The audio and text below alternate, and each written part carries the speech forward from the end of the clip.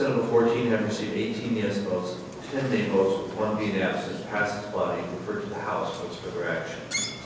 It's gratifying. I think that it was a win for kids today because they really can't make a choice whether they get in a car with an adult who's smoking. So we have the foresight and the wherewithal to say you have to have your child strapped into a car seat to protect them against a hypothetical potential harm from an automobile accident. Yet there are some that would have us say that, well, we won't protect them from a known present danger of secondhand smoke if someone lights up a cigarette. Fortunately, today the Senate came down on the side of saying, you know what, we're going to try and protect the kids at the same time. I mean, who knows what the House will do, but that's where the next battle will be. Now, did this come out of personal experience? Because a lot of people have gone through this when they were kids. Yeah, believe it or not, no. I grew up in a non-smoking home. My parents didn't smoke, and none of my family members smoked.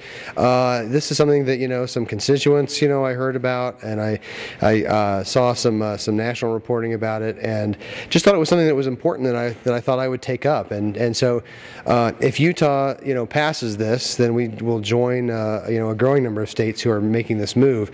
Arkansas, Louisiana, last year California passed the same thing, but they actually went further. They said if you were 17 or younger, that you couldn't smoke in the car, and we're at 5 years old. So these are becoming more common and being debated around the country, and I think you'll see that trend continue. And in California, I think they call for execution or something. It's a little harder. Yeah, I don't know. Yeah, $45. In Utah, we're a little more reasonable here. So when I heard this today, I was thinking when I was 5 years old and my grandpa, who smoked like a chimney, I couldn't breathe. That's kind of what was going through my mind today when you folks were voting.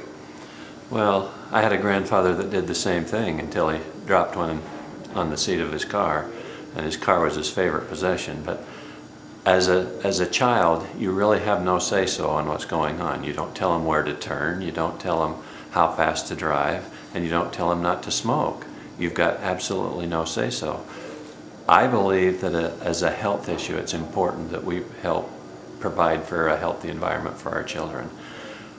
We're not going to go into the people's bedrooms, but we do regulate the public roads. And if we have people out on the roads smoking in an obvious unhealthy situation for the children, I don't see this being any different than having a regulation that they have to have a booster seat for a child, someone restrained for their own self-protection. We're in the business of providing for the public defense, and I think for individual security for children that are unable to provide for their own.